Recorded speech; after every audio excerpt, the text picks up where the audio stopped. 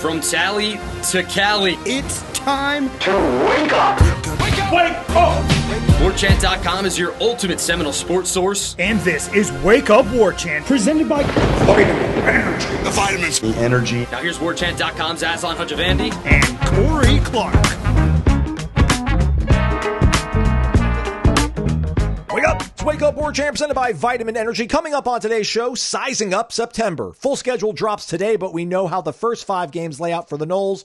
What's the target? Huge win for the women's basketball team via buzzer beater in Chapel Hill, and the economics of college football continue to shock the senses. Wake Up Warchant presented by Vitamin Energy, vitaminenergy.com. Sip the juice, shake it and take it. The snow has subsided from Tallahassee. I'm going to have to get on the road, make it to my post office, and ship out some Vitamin Energy to our subscribers, Corey, that made orders over at vitaminenergy.com. But obviously the Warchant BOGO promo code not currently active. But doesn't mean you can't enjoy Vitamin Energy. Shake it, take it, everybody. Clinically proven, clinically tested, patent pending as well. Can't wait for the IPO to come out, Corey. Then we're really going to be cooking with gas over here. 82% of people after a 14-day clinical trial, by people I mean those people that participate in that 14-day clinical trial, agreed that the vitamin energy shots made them feel energized very quickly and they felt less fatigued throughout the day. It's wintertime, it's cold. We're trying to get into some sort of normalcy, some sort of routines in our new year. Help yourself out by taking Vitamin Energy, vitaminenergy.com, shake it, take it. Warchant.com, ultimate Seminole sports source. Thumbs up, 5-star rating and review. Please. Corey Clark in the house. Corey Clark, how are you? How was your weekend? It was okay. I'm still a little upset. We just watched the Chiefs beat the Bills, and I don't care about that. Actually, I might have won a little money on the Chiefs because Nice. who would bet against the Chiefs in an AFC Championship game? That just doesn't make any sense. And they're only a 1-point favorite. But I had 2 parlays. And this isn't Jeff Cameron's show. This isn't a gambling show. We don't talk about gambling on this show. But I had 2 parlays on Sunday. One involved basically I had one in the first game and one in the second game that involved Jaden Daniels rushing for over 49.5 yards. He was the third of a 3-leg parlay. Okay. The first 2 hit. Jane Daniels finishes with 48 yards. Oh. So then I do the same thing in the nightcap, and I have a 3-leg parlay. The first 2 hit. The third leg is Josh Allen to run for 40 yards. All he has, 39.5.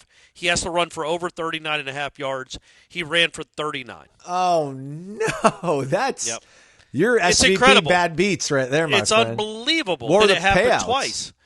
It would have been, Just the odds, like, was it 5 to 1? Yeah, it was 6 one was plus 475. One was plus 400. Man. Yeah, it was pretty tough. And the Josh Allen win was if they would have given him the first down on that QB sneak early in the fourth quarter, that would have been the yard I needed. And Jane Daniels, he runs for a touchdown midway through the third quarter, maybe early in the third quarter. He runs for a touchdown that gives him 48 yards. He does not run the ball again the whole game. They must have had 30 plays after that. And he didn't run the ball once. When was the last time Jane Daniels played in a football game where he went 30 straight plays without attempting one run? Like, I was already counting my money. I'm like, well, that's in the bank. All I need is one scramble, and I've hit this parlay. But no, he didn't do it. So it's but nobody wants to hear about that. It's just I never win them like that. You know how you hear it all evens out, Right, and right. you'll have some bad beats, but you'll have some great wins. I'm still waiting on the great wins because they don't ever come. But the horrible, tough 1-yard losses, I got 2 of them on Sunday. Yeah, you need to have one of those, like, zero sweat days, and you were destined for it, and then twice it was the rug was pulled out from underneath you. I'm sorry, my friend. I'm sorry. What can you do? And I blame Josh Allen. His one last run, he got a first down, but he let a safety tackle him, like, out of nowhere. And he never lets one guy just bring him down. And the guy, it was a 12-yard run, and I needed him to get 13. And he didn't, and then he never ran the ball again. You probably all know this by now. The Chiefs and the Eagles are going to play for the Super Bowl again. So let's run it back. Oh, but we'll need to reach out again. Let's see if we get Josh Sweat maybe on the show. Who cares? Maybe we'll get Derek. Who cares? Well, we got Still too Johnny. fresh. Yeah. Johnny, that'd be cool to talk to Johnny. He's in the Super Bowl in his rookie year. That's pretty neat. We could have had Keon if the Bills would have won, but. Yeah. Yep. How about James Cook? I remember when we didn't get him, I was like, he's not as good as Dalvin. It's just his name. He's pretty good, man. It is crazy how good he is. He's electric. Like Dalvin suffered a couple of he had a couple of knee injuries, right? Like 2 out of his first 3 years, I feel like he tore his ACL, something where we had long injuries, like season-ending injuries. But, no, James Cook or Dalvin? Dalvin. But in the league. Oh, in the league. Yeah, I thought it was at Florida State. I'm saying in the league, Dalvin had a couple of knee injuries that kept him out 2 of his first 3 years, I think, or 2 of his first 4. But you could make an argument. At their peak, James might be better because James catches the ball too. Like, he's a weapon out of the backfield catching the ball too. Like, I can't believe how good James Cook is. And Dalvin Cook was very, very good in the NFL. Yeah. So, there we go. We'll see if we can get one of these Noles in the pros playing in the NFL here on the program. Nonetheless, since we last talked, we'll get the full rollout at 4 p.m. today? The full slate. We obviously know who Florida State's playing and where. We just don't know exactly when. But we've got about half the schedule was officially released on Friday. Obviously, we know that Florida State opens the season against Alabama at home. They will then play East Texas A&M, also known as Texas A&M Commerce in the years past. That'll be week 2. Much needed bye week coming off those 2 games. Yeah. Then they resume action against Kent State, September 20th in Tallahassee.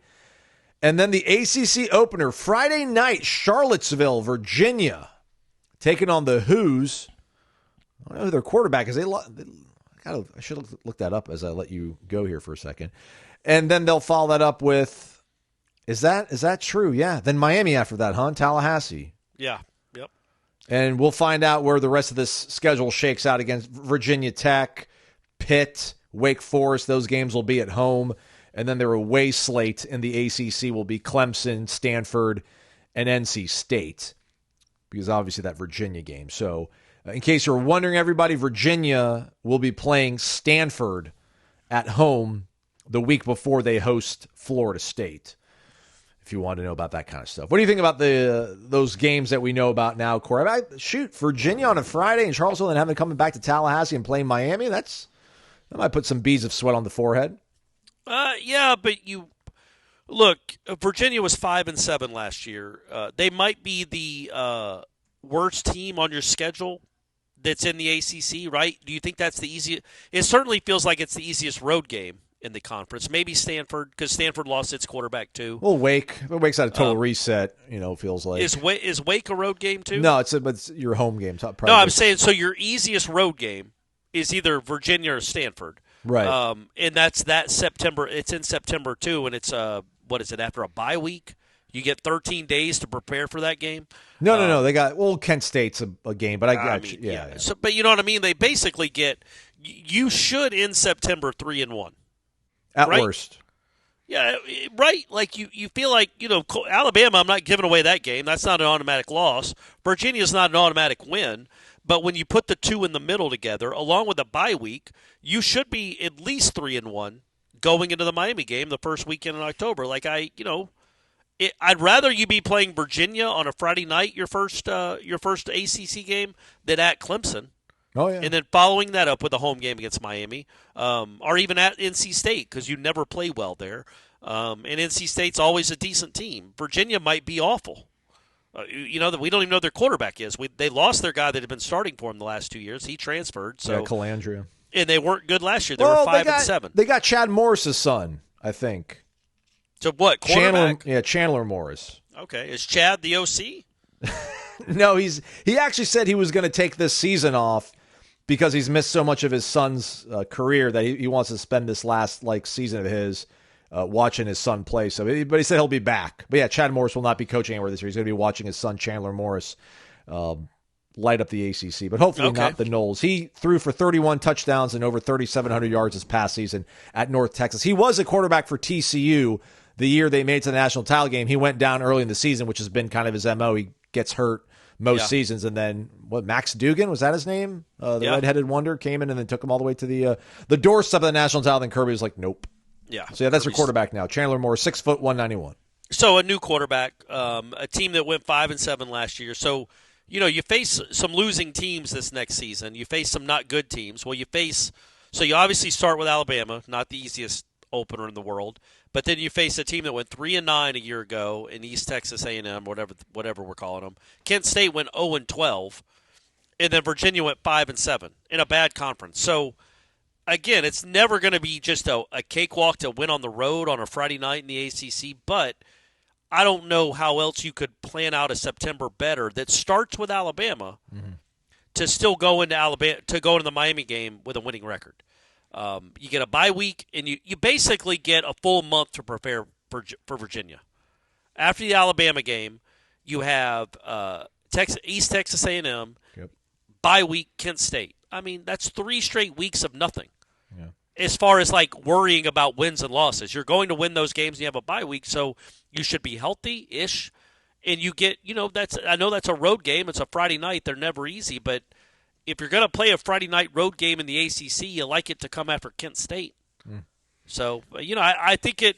Look, it's hard to imagine they wouldn't be at least 3-1 going into the Miami game, and there's a decent chance, like you said, 4-0. Yeah. You're not listening to a show that thinks this team is an 11-1 team. It's just that it so happens that literally, I would say 3 of your 5 easiest games, maybe your 3 easiest games, your 3 worst opponents, let's say, are back-to-back-to-back with a bye week in between. That's a good runway to get some confidence. If with a new staff and a roster that's been made over at least by half, you've got 40, 45 new players. That's a good way to get some confidence under you after a 2-10 season, is to start the next season with a month of September like that. So that I don't think it's the worst thing in the world. I would like East Texas A&M to be before Alabama, but whatever. You have to play Alabama at some point. Might as well start the season with them. So Virginia, they'll start off at home against Coastal Carolina. Then they got to play at NC State. Then they'll be back at home playing William and Mary, which FCS, but I think that's in Virginia, so it's kind of maybe a sneaky team that might give them a little fight. Then they got Stanford at home, and then Florida State again Friday night. So that's a much tougher month, even though they don't play Alabama. Don't you feel like at least those 3 weeks before are much tougher for Virginia than they are for Florida State? Again, you're facing 2 of the worst teams in the country in the middle of September. Literally, the Kent State is the worst team in the country. East Texas A&M, what are they? They're FCS? Yeah. So you're facing a horrible FCS team, a awful, god-awful FBS team, and you have a bye week in between. So that's not the worst September you could draw up for a team coming off 2-10. Yeah, and remember, everybody, when Florida State was in the basement, in the cellar of these rushing stats that Corey was rattling off every week, it was them and Kent State, right, Corey, that were competing for that inglorious designation. So yes, we'll see how that goes. Miami, they start their season hosting Notre Dame. Yeah. Not sure what they've got in between that, but we'll find out later today when the full schedules are released. Or maybe I can dig a little bit further, but I know their website doesn't have it released yet. Your thoughts, I guess, on some might say order being restored and Florida State and Miami clashing in early October rather than late November, as kind of has been the trend here in the last few years, it seems. Yeah, I mean, that's where it should be. I like it when it's in October. That's when it should be. And then because you want Miami and Florida to be spaced out a little bit more. I've always liked it. I've always liked where Miami's kind of middle of the season. Florida, we obviously know, is always at the end.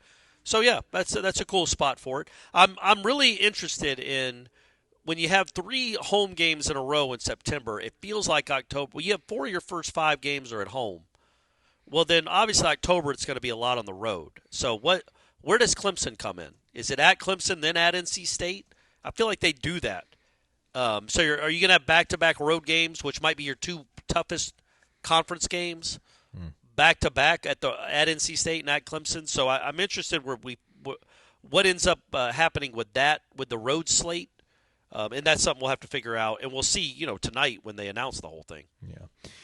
According to footballschedules.com, which isn't the end-all, be-all, but they're kind of in the ballpark on some of these. They've got Miami obviously starting off with Notre Dame. Then they've got Bethune-Cookman, then USF, then Florida. They might be playing the Gators and the Noles back-to-back if this thing is correct. No, they'll have time between, I guess, for Florida and Florida State. Miami, the Canes. Oh, okay. All right. Yeah, it's got. They play Florida in the middle of the season? It says September 20th. Huh. All right. Okay. Carson Beck. So he gets Notre Dame, Florida, and Florida State within his first 5 games at Miami. All right. We'll see how he does. His girlfriend had 31 points on Sunday. Oh, really? Yeah. Well, actually, I don't know. It's either his girlfriend or his girlfriend's sister. But one of the Cavenders had 31 points for Miami on Sunday. Was it Hannah or Haley? I think Hannah's his lady. I just saw H. Cavender. Okay. So, not sure. By the way, so I looked it up. Kent State had 22 touchdowns last year in 12 games. To make everyone puke, Florida State had 20. And that was tied for last in the country with Houston. And Florida State also had 15 extra points all season, which was tied with Southern Miss, who also had 15 extra points. So, again, if you want to remember just how bad Florida State's offense was, they scored 20 touchdowns, which was the lowest in the United States, which is incredible. Still incredible that happened. But, hey, man, there's a chance they could score 20 in September. Yeah, with that schedule. Well, shoot, now that I think about it, I think Miami's going to start their first 4 games are all going to be at home. Okay. Because they got Notre Dame and they got Tatum Bethune, which actually his family is part of the Bethune-Cookman legacy. Okay. So Notre Dame, then Bethune-Cookman, then USF, and I'm pretty sure they played USF in Tampa this past season. And they obviously played the Gators in the Swamp last year. So yeah, it looks like those first 4 games will be at home, but that's treacherous. Yeah. That's really treacherous. Especially with a quarterback that might not even go through spring practice throwing the football that's brand new in your system, and he's brand new to the system. This isn't like, it's not like it's a pro-style offense with maybe a few tweaks that he's familiar with. I mean, this is an air raid kind of system that Shannon Dawson and Miami run. So good luck to those guys. Good luck to the Canes. Yeah. Also in the world of football, Corey, thankfully did not see Tony White's name on the hot board for the Ohio State Buckeyes. The Buckeyes in the market for a new defensive coordinator after Jim Noles apparently is going to take the job at Penn State as their defensive coordinator, making north of $3 million a year, Corey. And I don't want to get into some sort of conference realignment thing because, everybody out there is telling you that, hey, this is a big thing that's going to happen tomorrow, today, next week, whatever. And here we are, 6 months later, and it's been kind of status quo. But my gosh, when Penn State can pull a guy away from that's got to be lateral at best to say that you're going from the defending national champions in Ohio State to Penn State, and they're able to offer him $3 million a year. I mean, was Jimbo making $3 million a year in 2013? Or was he making north of that by that point? I think he was, it's a good question. I think he was probably making right around that. Yeah, it was 12 years ago, which is light years in this sport. Where are we going, Corey, to where, how are you going to hold on to a coach when these programs and these other conferences have apparently this much money to go chase after their own coordinators? Yeah, look, man, it's you hear $3 million and that seems like a lot. It is a lot, but again, now with the context of what players might be getting paid, it seems like it's par for the course. Like this is just there's a ton of money in college football, and they keep proving that to us every time one of these contracts becomes public, and it's like, I know Florida State fans were worried when when Clemson got Penn State's DC. Is his name? Tom Allen, right? Correct. Yeah. Yeah, but it's like I feel like this guy is a step above Tom Allen. Like I think Penn State fans are much more excited today than they were 3 weeks ago with their defensive coordinator. But Ohio State's going to go get somebody and pay him a ton of money. They might go get an NFL guy. Who knows anymore? So it's just it's what this sport is. And I was talking to friends over the weekend, and this isn't really what you asked me, but it's such a different sport now to try to watch when you have to figure out, okay, does the DC make more than the starting defensive line? And I don't know if that's true. I don't know. I don't like. So if Penn State's willing to spend $3 million on a defensive coordinator, Ohio State's defensive coordinator, what are they willing to spend on the next Abdul Carter? $4 million, $6 million, $1 million? Like, I legitimately don't know. The numbers are just so staggering, although they're not really, because we know what these deals are worth with the networks. It's always been about money. I get it, but it just feels like the numbers are so outrageous now. Where a DC is making $3 million, Mike Norvell was making $10 million. He gave, whatever he gave, $4 million back. But these head coaches have been making gobs of money for years. Now all the coordinators, if you're a big boy Power 4 football school, both your coordinators are millionaires. Oh yeah.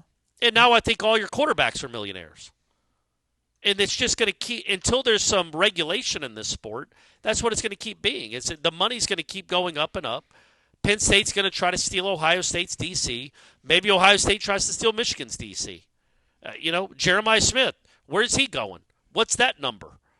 Colin Coward's saying he's been offered $4.5 million to go to a school. That's the going rate to see if Jeremiah Smith will come to your school is $4.5 million, which is more than Keon Coleman's making. And he's a professional player that just played in the AFC Championship game. So, man, it's just college football has lost its way. I'm not saying that just because the DC is getting $3 million. That's just the latest example. But hopefully it gets figured out, and everybody's on more of a level playing field. Well, but also, what is it? If he doesn't have any good players or any great players, right? I feel like I would rather spend $2 million on the two best defensive ends in the country than $3 million on a DC. Yeah, but I think this just goes to underscore, I guess, before we're in this post-house settlement world, that you can spend your money really crazily and recklessly because, Tony White probably thought of as, one of the top 20 defensive coordinators, top 25, if we just want to be kind of conservative of how he's thought about in football circles. He's making $1.5 million this season. Yeah. So Jim Knowles is twice the man Tony White is? Feel like, the Ohio State defense played pretty solid, but they also had Jack Sawyer and JT Tuialamolo, and that Caleb Downs guy's pretty decent. So, I guess if you've got the money to get Caleb Downs, you're going to probably have the money to get a coordinator that's up to snuff to, coach him up. But it's just crazy to see that number. When you think about like a guy like Tony White, this is a guy that, year one, Syracuse makes them into like a top 25, top 30 defense, sustains that for 2 years, goes to Nebraska. Year one has them playing top 25 caliber defensive football. He's done that two places. Jim Knowles was at Oklahoma State and they're okay. Ohio State's never been a bad defensive football team. Like in the last, ever since Urban got there, since Jim Tressel was there, I feel like. They always had a pretty good defense. I don't think they've ever slipped into the bowels of the rankings. And then, they find themselves winning a national title here. And then now their defensive coordinator is apparently the next best thing. You're going to throw $3 million at him. But I guess, part of that the equation too is you're kneecapping Ohio State, and they're a team that you're competing with in your conference to get a leg up on. But they'll probably still be okay. Yeah, and Ohio State, God knows who they're going to hire. Gosh knows who they're going to hire. And again, who knows who their players are going to be, but they're going to have good ones. Yeah. And they'll always have good ones. $3 million here. It's like, if I don't know, man, if the Ravens if Todd Monken left, did he leave? I don't remember. He might still be the Ravens OC. But if he left, they'd probably still go get a good OC. And they also have Lamar Jackson. So whether you're a good OC or a bad OC, if you have Lamar Jackson and Derrick Henry, you're still going to be a pretty good offense. And it's like, yeah, man, go spend your $3 million on a DC. I don't know that guy reinvented the wheel. They were good. He also had really good players. Really good players. And and he's going to have really good players at Penn State. So, yeah, man, whatever. I don't know what they were paying Tom Allen this past year, but I doubt their defense. Let's say they were paying Tom Allen $1.5 million at Penn State to run the defense. He was making $1.5. I don't think their defense this year with this guy next year in 2025 is going to be twice as good. No. It can't be. That way they would be giving up negative points if it was twice as good. So you're just spending money to spend money, but you had to wrestle. You had to make it worth his while to leave Ohio State. which is fine. But who knows, man? 5 years from now, that might be the going rate for a defense coordinator is $3 million. Just like Jimbo was cheap in 2013, in hindsight. Looking back at it now. That's just, who knows, man? Every coordinator might be making $3 million in 5 years. Oh, man. Anywho, you know what keeps my mind steady and sane in these trying times is a nice cold beverage and a friendly smile over at the Corner Pocket Bar and Grill, Tallahassee, Florida, 2475 Appalachia Parkway, cptallybar.com, the website. Daily lunch specials from 11 a.m. to 3 p.m., only $8.99. Comes with a side dish of your choice as well. They're all delicious. We got to see if we can maybe get the Corey wrap as one of the maybe like during football season, we can get the Corey wrap to be the Friday lunch special. I'll see what I can do, Corey. Okay, good, man. Good. In the meantime, don't forget Tuesday nights, trivia night, 7 p.m., and then bingo on Thursdays. 4 rounds, $250 in cash available in each round. So get your dauber ready. Get over to the Corner Pocket Bar and Grill. Did you make it over to the Corner Pocket Bar and Grill this past weekend, Corey? Are you in the A right now as we talk? No, I was. I'm in Tallahassee and did make it there. Watched Josh Allen come up 1 yard short there at Corner Pocket with Bill, with the owner. And they were all rooting for me. Everybody at the table was rooting for me that he would get the extra yard, and he never did. And then the Chiefs won because that's what the Chiefs do. But it was for the Sunday afternoon game. It was really slammed. It's a good place to be. It's a good place to go watch sports. It'll be a good place to go watch the Super Bowl, which should be a good Super Bowl. There you go. There's your endorsement, everybody. Corey Clark says so. Corner Pocket Bar and Grill, 2475 Appalachia Parkway. This Wake Up Warchant presented by Vitamin Energy, vitaminenergy.com. I'm going to talk some recruiting here later on the program, but let's talk some hoops, Corey, and let's start off with the ladies. The Florida State women's basketball team in Chapel Hill on Sunday playing the number 13 ranked Tar Heels. Yeah, and number 9 in the net, I think. Woo! Top 10 team in the net, yeah. Incredible back and forth game. Florida State takes the lead late with like under 10 seconds to go. North Carolina ties it up. And then this Tania Latson player, baller, hashtag certified baller. What did you think about her buzzer beater 86-84 win for Brooke Wyckoff and the Lady Noles against the Tar Heels on Sunday in Chapel Hill? Yeah, I think she's awesome. I think she's one of the best players in the country. Obviously, that goes without saying. And I want to get this out of the way before I talk about the good things. The reason it was a game that North Carolina had a chance and actually had the lead in the final 2 minutes and was tied with whatever it was, 3 seconds left, is because the officiating in that sport is inadequate. Inadequate is being very polite. It's insulting how bad it is. And it's so funny to watch it because there's a play, Michaela Timpson, who's Florida State's second best player and one of the best centers in the country. She's very, very good. She runs a pick and roll with, I think it's with Tania Latson. This is in the fourth quarter. Maybe it's definitely the second half. I think it's the second half. It's the third quarter. They run a pick and roll. She sets a pick and kind of rolls flares to the basket. Tania Latson draws a double team, then kicks it over her head to Michaela, like over the defender, to Michaela Timpson, who catches it about 5 feet inside the free throw line, catches it and turns, and one of the UNC defenders has slid up under her as she's caught it. She's caught the ball from Tania, turns to go attack, and the girl literally is sliding into her as she turns to attack the basket. You can imagine what was called. A charge. It's the most ridiculous. In looking at Brooke Wyckoff, like the whole bench, there's this one woman on the Florida State bench who I think is either a grad assistant or a trainer or somebody. Her reaction is like the reaction of any normal-bodied human. It's like, what in the world? How? But Brooke Wyckoff has been dealing with women's officiating for 20 years that she just turns her head and walks the other side and thinks about what defense she's going to call. Like, she's so used to it. Yeah. And it was the third horrific charge call this same official had called in the game. One caused Tania Latson an and one in the first half. It was incredible. It's just so bad. And then also Florida State got the benefit of one of her horrible charge calls.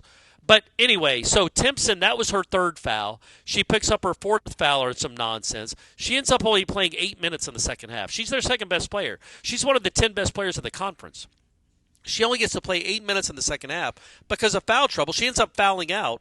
But all because of that stupid call midway through the third quarter, cost Florida State probably, I would guess, somewhere in the neighborhood of 8 to 10 points, because Timpson was the best defensive player they had. She was grabbing rebounds. She was having a good game, but she couldn't stay on the court. Anyway, so it's like those little things that happen through the course of a game, they impact how the rest of the game goes moving forward. So they had to play backup centers who weren't nearly as good. North Carolina attacked and attacked and attacked in the middle of the paint and got some easy baskets in the fourth quarter. But they didn't have Tania Latson, and Florida State does. And they have, I don't know if she's the best player in the country. She's got to be one of the 5 best. She leads the country in scoring. She also had 7 assists in that game. And when it mattered most for her to have a moment like that, it's just awesome. It's just really cool. I don't know. I can't remember if she's ever had a buzzer beater before, but it was such a good play. If you guys didn't see it, it's tied with 3.5 seconds left. So Florida State takes the lead on a 3-pointer by Sydney Bowles. Bowles, right, her 6th. I think she was shooting like 30% from 3 on the season going into that game, and she was 6 of 9 on Sunday. So she hit her 6th 3-pointer to give Florida State a 2-point lead with 7.2 left. But in women's basketball, like any other, I think it's every other level of basketball besides men's college basketball, you call a timeout and you get the ball at half court. So North Carolina calls a timeout. They get to inbound it at half court. They hit a little runner in the lane with 3.5 seconds left. Florida State calls timeout, so they get the ball on the other side of the court. They don't have to go the full length of the court, is what I'm saying. If you guys didn't know that rule, but in women's college basketball, you don't. You can get the ball at half court. So they call a timeout. They get it inbound from the sideline, and they throw. I guess what would you say? Latson goes to the corner, the right corner, catches the ball, and on the catch turns and does a pump fake. Yeah. And because she's Tania Latson, and there's only 3 seconds left, they all think. The 2 girls that are on her, because, yes, of course she's drawing two players, they think, oh, she's definitely shooting. Wrong. And they go They go flying past, and so she makes a great pump fake to get 2 girls to go flying past her. And then it's the finish, Aslan, which is just not normal. It's just not normal for a women's college basketball player to have that kind of body control and hang in the air. So she goes up. And it's not just a layup. She makes it look so much easier than it is. She goes up and kind of in between 2 defenders, hangs, lets one go by, and then lays it off with the backboard and they score. It goes in with 0.0 on the clock. Yep. And it's a huge win, and it's a cool moment for her because it's a marquee player having her marquee game. Like, they almost won at Tennessee. She was incredible at Tennessee, but they lost by a point or 2 points or whatever it was. They've lost to some other good teams. I think all 4 of their losses are to teams ranked in the top 25 or close to it. So for her to go on the road and for that team to go on the road and get that kind of win and that kind of moment is really cool. Look, they're not good enough defensively to win a national championship. They're just not. They're just not good enough. They don't get enough stops to rip off 6 wins in a row in March against teams like, eventually you're going to run into a South Carolina or a UConn or an LSU. And if you can't stop teams, you're not going to win. But it's really cool for Tania to have that moment. It also ups their seed a little bit, where I think they had on the broadcast that right now before the game they're projected as a 9 seed. I would assume winning on the road at the number 9 team in the country by net rankings would push them up to like a 6 seed right now. So good for them. And I just want her to have more moments like that because she deserves it. She's an awesome player. She's the best player they've ever had on campus for the women's team. She's just she's one of the best in ACC history. She is just a great, great player, and it was really cool for her to have a moment like that. Meanwhile, the men finish up their West Coast swing going 0-2. They needed to, at worst, split that, get some road wins under their belt. They fell to Cal, and then they fell to Stanford on Saturday, 78-71. And we're dangerously close now, Corey, to no longer being able to really pretend that they're a good team, maybe. Yes, that's very fair. So, now Florida State is 25 in the net rankings. Women I'm talking about. Yeah. Men are not that high. Man, it's they dropped the 4-5 in conference. Now they're 13-7 overall. 1-5 on the road. 1-5 on the road, which is I think the worst. Their only one is the win at Miami, which is not a road game at all. Nobody's there, and that team is horrible. and they don't care or try. So yeah, that's the biggest problem is they have two good offensive players that can get their points on any gym in America. Nobody else steps up. Nobody. When it matters, when they need big shots, when they need somebody to go make a shot, they can't shoot, Aslan. They were 3 of 15 against Cal from three-point range. Against Stanford, I think they were 6 of 21. And one of the makes was a banked-in three in the final minute by Jerry Dang when they were down by 10 points or 12 points or whatever it was. So when it matters, they can't make shots. And, they got outscored by 18 points from three-point range on Saturday.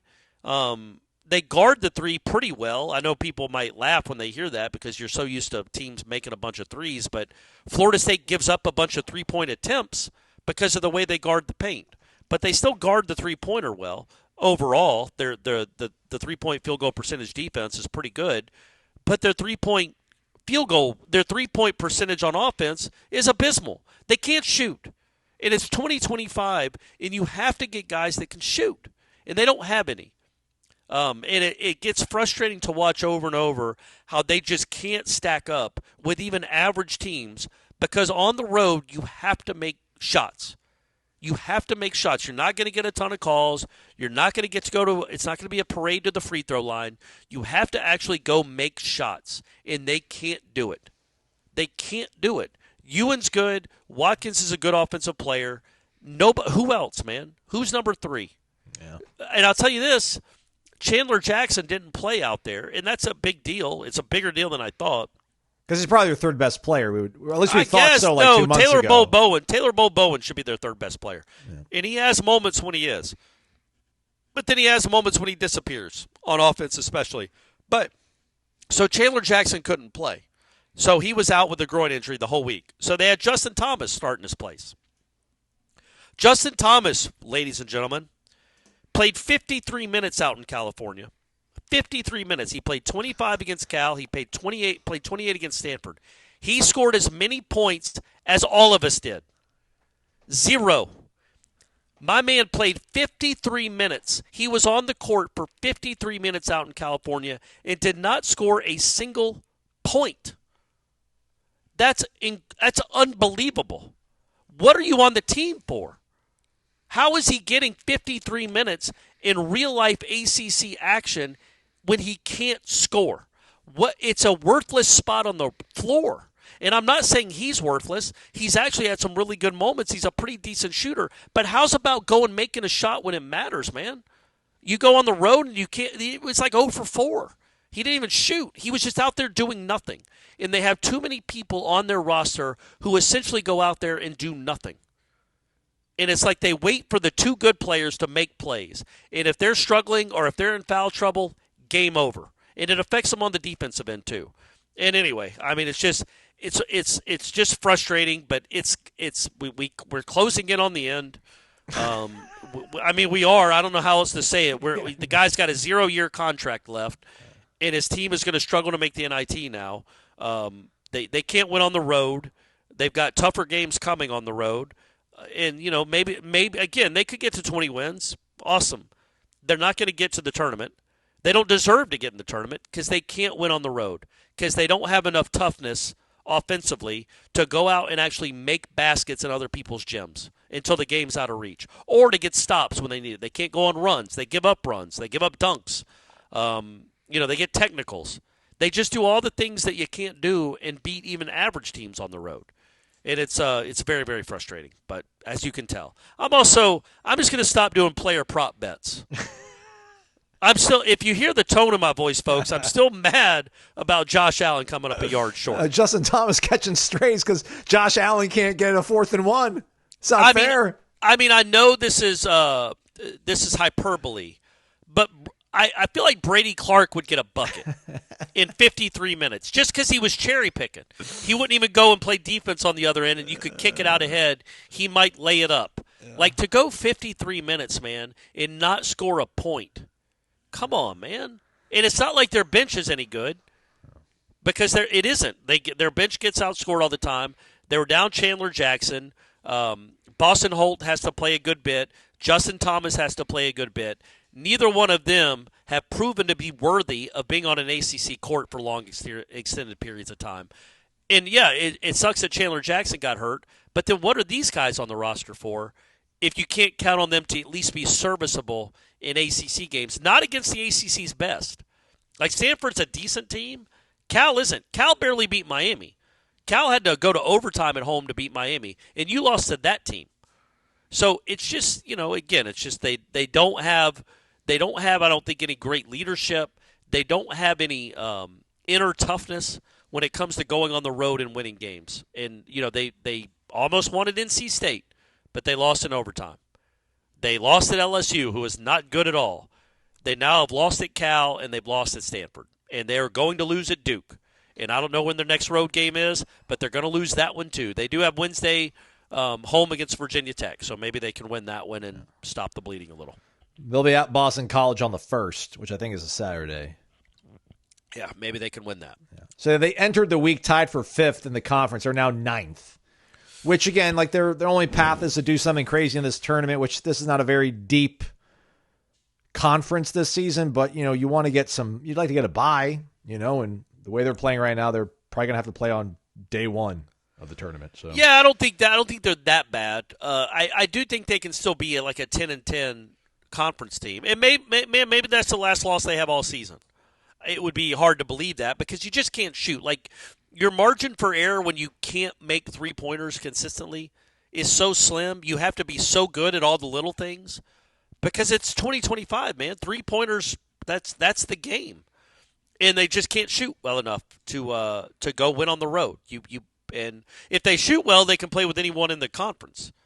But they don't shoot well enough to consistently threaten the best teams. And on the road, they're always going to give up an 8 or 10 or 12-0 run because their offense stalls a little bit, especially when Watkins and Ewan are playing well. And, they don't have anybody else that steps up. And it's frustrating because I do think this. Malik Ewan is I hope he comes back next year. No matter who the head coach is. Maybe it's Leonard, maybe it isn't. That guy is such a uniquely gifted dude.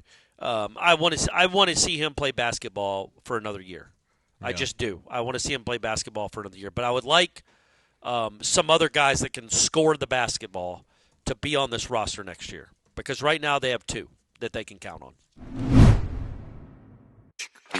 It's the dawn of a new year. Let us manifest abundance. Or let us live on Earth and take a more measured approach. Do you know that 85% of us have at least one subscription going unused each month? Yeah, I'm included. Imagine paying $50 at the pump and getting no gas. Imagine dropping $20 on lunch and getting no food. Yeah, let's get our affairs in order with Rocket Money. Rocket Money is a personal finance app that helps find and cancel our unwanted subscriptions, plus it monitors our spending. This can help lower expenses and lets us grow our savings. Let's max out those 401ks and IRAs. Rocket Money's dashboard gives you a clear view of your expenses across all your accounts, allowing you to see all your subscriptions in one place and let you know exactly where your money's going. And for the subscriptions you don't want anymore, Rocket Money can even help you cancel them. Rocket Money has over 5 million users and has saved a total of $500 million in canceled subscriptions, saving members up to $740 a year when using all of the app's premium features. Cancel your unwanted subscriptions and reach your financial goals faster with Rocket Money. Go to rocketmoney.com/gameon. That's rocketmoney.com/gameon. rocketmoney.com/gameon. Visit today. It's Wake Up Warchant. It is presented by Vitamin Energy, vitaminenergy.com.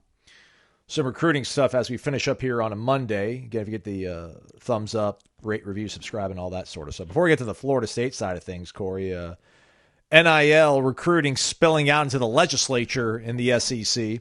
According to the state newspaper out there in Columbia, South Carolina, one of their board members brought up at a Board of Trustees meeting this past week about the crazy state of this sport and how, quote, we just competed for a linebacker. We were going to offer $400,000. Mississippi took him for $800,000.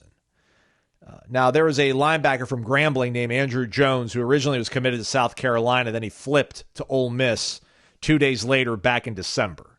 Okay. So, Jim Noles, that could be one of your guys. You make $3 million a year, and they got an $800,000 linebacker. Meanwhile, for Florida State, I guess let's get over the bad part of it or whatever. Brady Smeagol, who was their bell cow recruit quarterback for the class of 2026, I think one of the top 5 quarterbacks in the class, consensus 4-star. I saw a photo of Ryan Day doing an in-house on, I think, like Saturday. I was like, that doesn't look good. Then on Sunday, he decommitted from the Noles, Smeagol. But Florida State quickly got back on the horse, and they offered consensus 3-star. I think it might be a 4-star on our network on 3, Bo Bentley out of Texas. So the Noles trying to get a quarterback back on board. Didn't see anything from Smeagol. I didn't see any quotes. I don't know what the smoke behind that is. I'm just going to go ahead and guess that maybe he doesn't like his fit in the offense. But that's just pure conjecture. I don't know. Meanwhile, though, they were able to land a commitment from a coveted offensive lineman, Chasten Brown, 6'7", 300 pounds, I think. Yeah. Oh, wait, no. I thought he was 6'9". Really? Well, his bio says 6'7", 235. I surely hope that's not the case. That ain't it. Nope. Try again, Aslan. What are you talking about? I mean, I just looked it up, buddy. Anyhow, I think he had a good bond with Herb Hand and Gus Malzahn. I think he was interested in them when they were at UCF, and they've gone ahead and were able to kind of secure his services. Check out our YouTube page. I think maybe Michael's got a breakdown of that, him and Tom Lang. So Hayes Fawcett from On3 says that he's 6'9", 265 pounds. Okay. All right. Well, they say you get about 7 pounds for every inch. Yeah, that's crazy. Yeah. It's like our guy Chaz Neal. Who's going to throw over him? Or actually, no. What was my guy from Valdosta that I liked that nobody else was on board with, and it turned out I was wrong about him. He went to Valdosta, or maybe he went to Lowndes, and he ended up going to FAMU. But yeah, he was never he just never could put on the weight and hold on to Goss? it. Jalen Goss? Yeah, my man, Jalen Goss. Yeah, look at guys, it's fine. Tyron Smith didn't weigh 300 pounds in college, and look at him now. And yeah, it didn't work out that way. But I mean, hey, listen, they got to win the trenches, so they got a commitment again, 3-star, number 57 overall prospect in the state of Georgia, number 28 offensive tackle. And apparently, I can't totally spill the beans, but I think there might be another commitment dropping later today, offensive player. Okay. That's all I'll say. So, but junior day, I guess, Corey, right now, I mean, at this point in the cycle, I don't know. I don't really know how to distill it down, because you hear a bunch of good things. Like all these guys, it really opened my eyes. I'm really interested. They're in my top 5 now. But commitments don't come out of these junior day events. But I guess it gets you into the race. It gets you into the dance. And then you hope, over the course of the next few months before their football season starts in the summer, then you can get them back on campus for an official, and then you can maybe pull them in. But now these don't pay instant dividends. But in this case, they got the offensive lineman despite losing the quarterback. How do you process losing a quarterback, especially this this early in the game, rather? Corey? I was going to say, I want people to, because I don't think we were clear on it. This is a 2026 commit, the quarterback. Yes. So he's a junior right now, folks. So it's not like he was supposed to be on campus in a couple weeks or in a couple months. He's still just a junior in high school. But the kid they just signed, the offensive tackle, is a 2025 commit. So he will be on the team this next year, assuming he signs in a couple. When is signing day? A couple weeks? Yeah, first Wednesday in February. That's right. I even forgot about that. Yeah. So, that's 10 my bad. days. Thank you, Corey. Man, who knows, dude? You're talking to me about a 2026 quarterback. Who knows where that kid ends up, and if it's a big deal, or if it's you can go buy him in a year. Maybe he sees what Gus does with Castellanos, like, no, I do want to go there. Was he offered $1 million to go somewhere else? Would anybody in their right mind pay a high school quarterback $1 million to come to their team, or $2 million? Like, I have no idea how any of this recruiting works anymore, and that goes for junior days too. Don't know. Don't know. Don't have any idea what you're supposed to be trying to do right now. I do know it's nice to get guys on the line of scrimmage. A 6'9", 265-pound offensive tackle is intriguing. Have no idea if he'll ever play college football. Don't know. No idea. Maybe he'll be a two-sport star. But it's also like, if it's a mistake, if you get this kid and he doesn't end up being any good, or if Smeagol ends up being great wherever he ends up, we don't know where he's going to go. Go buy him in 2 years. But he obviously likes Norvell. He committed to Norvell. Yeah. So maybe 2 years from now you can get him back. Or, maybe You didn't want to offer him that much. Maybe Malzahn didn't really like him that much. Because I assume he was offered before Malzahn took over, right? Oh, yeah. He'd been committed since last June or something like that. Think about the offense he committed to and then the offense that's coming in now. And So there's a lot of reasons for it. But I don't sweat it, man. I look around. Like, how many of the playoff teams had guys that they recruited playing quarterback for them? Notre Dame, I know the two teams in the national championship game didn't. No, Texas didn't. Sam Leavitt was a transfer. Drew Aller, I think, is homegrown. Clemson. Yeah, there you go. Clemson was homegrown. Cade Klubnik. SMU was homegrown. But yeah, no, to your point, and not particularly awesome. Like the Joe Burrow, Jameis Winston esque seasons. Burrow was a transfer, but I get your point. I know what you're saying. Yeah. It was the point kind of made by George Henshaw in the Henshaw's House segment with Ira Schofel. Just about, it seemed like watching the playoffs this year, there wasn't a lot of like spectacular quarterback play, which is kind of what we've expected you were going to have to see. And with the way these quarterbacks want to be treated, aka paid. Right. You probably should be a little bit more dynamic than what you're doing. But I can't imagine there's a Florida State, and I know we get some hardcore Florida State fans. Hopefully you're all hardcore Florida State fans. Why else would you still be listening to this now in minute 50? In January. With an irked Corey Clark because he lost a stupid prop bet. But nobody could be that upset about losing a junior high school quarterback commitment, right? Like, you guys are watching the sport, right? You're paying attention. It doesn't matter. It just doesn't matter. You can go. Your next great quarterback is probably playing somewhere else right now. Look around. Look at the sport, man.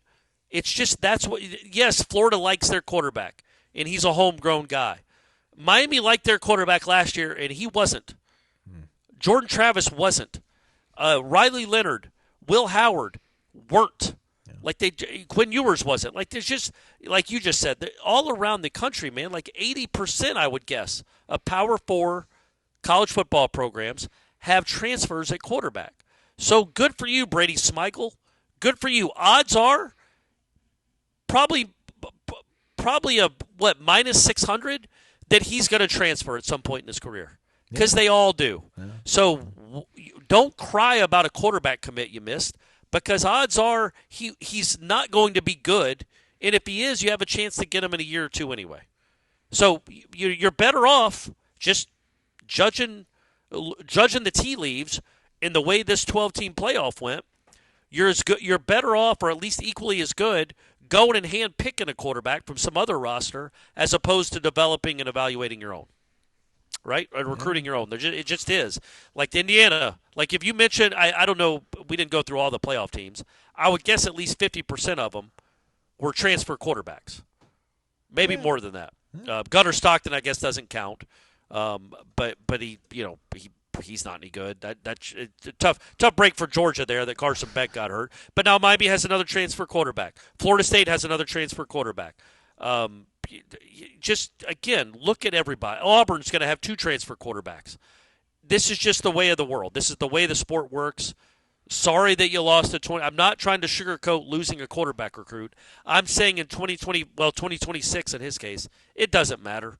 You can go get a junior from somebody else's roster that will be better in 2027 than Brady Smigel would be for you. Probably. Odds are. Do you want to count Georgia? If you don't want to count Georgia, we'll count Georgia. 6 of the 12 teams had homegrown quarterbacks. Georgia. And how many of them were good? Klubnik was good. Klubnik's good, yeah. He got good. He wasn't good until this year. Yeah. The Jennings kid is good, but they got rolled. Imi Maliava from Tennessee is okay. Yeah. Drew Aller's decent, nothing special. And then Maddox Madsen for Boise State. 23. Hey, man, if Castellanos can throw for 3,000 yards, run for 221 and 5 scores, and he's got a 23-6 touchdown interception split, I'll take it. Yeah, sure. I mean, he didn't maybe do it against the best competition, but whatever. Yeah, he wasn't. I mean, he's not a household name. He's not probably an NFL quarterback, but he's decent. But none of those guys were superstars. Right. None of them. And I don't know that you could say any of the 12 were superstars. But yeah, they just the two best quarterbacks in the country are both transfers, Shedeur Sanders and Cam Ward. It's just the way of the world. The kids that there's no need like who is Michigan just bought a kid, right? Oh yeah, Bryce Underwood, yeah. Because Larry Ellison's wife went to Michigan. Well, good luck, man. I mean, he might be good, but you might be better off going and getting the all MAC quarterback. Whoever was first team all MAC, go get him to transfer to Ann Arbor. You have as good a shot as you do paying some freshman that hasn't done anything $10 million, which is what apparently the rumor is over his 3 years or 4 years was a $10 million contract. But he might be awesome. But Brady Smigel probably isn't that. Let me ask you this on the way out, betting wise. Since we started up with betting, we can end with betting. Yeah.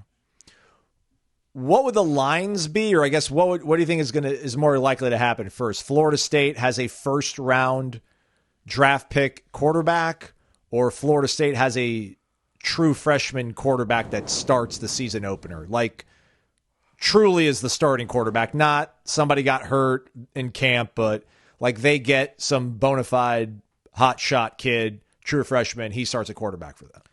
You talking about Florida State? Yeah. This year? No, just in general, like on a timeline of, I don't know, the next 10 years, what's more likely? Florida State has a true freshman quarterback starting for them, or they've developed, and I don't want to say who cares if they develop or not, but they have a quarterback that gets drafted in the NFL, and Roger Goodell says his college was Florida State, and he's a first-round draft pick. I would say that, the first-round quarterback. A true freshman starting like a season opener? Yeah. Yeah, I mean, I don't. Why would you do that? You don't have to do that anymore because you're guessing. You think he might be good. You think he can handle it. You think he's not going to turn it over on 3 straight plays because he doesn't do that in practice. But, here we are on Wallace Wade on a Friday night, and lo and behold, Luke Kromenhoek doesn't take 9 sacks and 12 dropbacks in practice. Lo and behold, we're in a game. This is what we get. There's so much unknown, even from a hot shot freshman quarterback, that I just couldn't foresee. It's just hard to do. It's hard. It's almost a dereliction of duty as a coaching staff to start a season at a place like Florida State, which is a blue blood powerhouse program, with a true freshman quarterback. I don't care how many stars they have by their name, when you can go hand pick off 85% of the rosters in the country and go get yourself a quarterback, the one that's proven. That I would think it'd be much that the odds of any of these big-time programs, like let's say there's 30 blue bloods in the country, and that's probably being gracious, but let's say there's 30 of them. How many of them do you think, what percentage of the 30 best programs in the country are starting true freshmen at quarterback? 1 out of 30? Yeah. Maybe. It would make no sense to be in a position where you've missed so badly on your quarterback evaluations and your portal evaluations that you would have to start a true freshman quarterback moving forward. As long as the portal is like this, NIL is like this, it's almost inexcusable to have true freshmen start at quarterback for you. Yeah. I guess a roundabout way of trying to make the point of, Kromenhoek was a much higher ranked quarterback than Smigel and couldn't get on the field until Charleston Southern. So, Yeah. And on a 2-10 football team. So. Well, no, he got on the field before that. Well, to start a game. Sorry. But I mean, what was the point of any of that? He got on the field in Wallace Wade. That fateful night in Durham, North Carolina. Thanks, Kentron. You ruined his entire trajectory at Florida State. His whole football career. Yeah. He's at, where's he now? Mississippi State? Yeah. He's got to listen to cowbells for the next 2 years because of Kentron not being able to catch that one perfectly dropped right there in the back of the end zone. You and Dawson Knox can talk about dropping passes and just ruining people's legacies. Oh, man, that was tough. I'm kidding. Man, I love you, Kentron. I really do. Kentron's awesome. But I feel totally so joking. Bad for Bills fans. I just do. I do, but I hate Tom Brady so much, and I think if Mahomes can win 3 in a row, maybe we have a real conversation now. Maybe we can really have a real conversation that maybe he's not the greatest of all time. It'd be 4 in his lifetime, right? Yeah. Already, Mahomes? Yeah, that's he makes the plays. He makes the plays. He makes the plays. Josh, it's I don't know why James Cook didn't get the ball more in the second half. Didn't have as many touches as he needed, but it's like, man, it's either teams just do dumb stuff against the Chiefs all the time, which does happen, or also they get breaks. But also you make your own luck, man. They're always in close games. They've won 17 straight one-possession games. 17 straight. That's impossible. That's like winning 17 straight coin tosses. It's just not mathematically possible.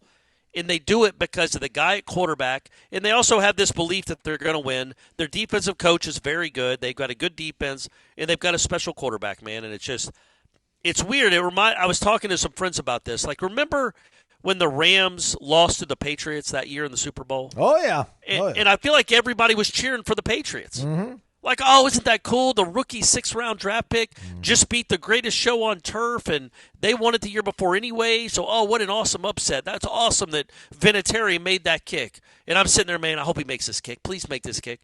And then 5 years later, we're like, what the F is this? I'm tired of this. And then, of course, whatever it was, 15 years later, they're beating the Falcons after being behind by 25 points. But, like, I remember the Chiefs used to be fun to root for. Yeah, but it's like, man, now it's. I mean, I'm never gonna root for a Philadelphia team in anything. But still, it's hard to root for the Chiefs to win again because I'm getting kind of sick of it. Yeah. And they always have home field advantage, it seems. And when they don't, they're playing the Ravens last year, and all of a sudden Baltimore can't do anything. It's just they find ways to win. It gets annoying. I get why everybody was so mad at the 14 Florida State team. They just kept finding ways to win. And you're like, they're not that good. They're just not this good, and they just keep winning games and winning Super Bowls. But, hey, congrats, Kansas City fans. Congrats. I apologize to Dawson Knox. It was Dalton Kincaid who dropped the catch, so sorry.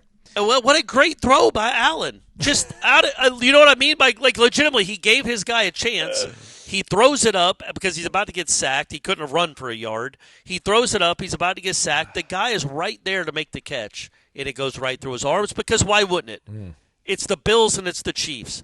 And it's ridiculous that anybody bet on the Bills to win that game. You get what you deserve. How could you do that?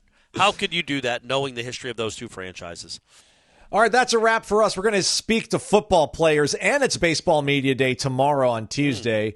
But maybe we'll cook up a show for you folks for tomorrow because we'll have the full schedule revealed, and we can. That's right. Yeah. We can quibble over who they're playing and when, and they didn't get a bye week, and oh my God, they're going to have to play Miami and Clemson back to back, and I don't know if that's the case. I doubt it, but who knows? Who knows? We'll see though. Maybe, yeah, we'll probably be back with a show for you folks tomorrow. In the meantime, Jeff Cameron Show.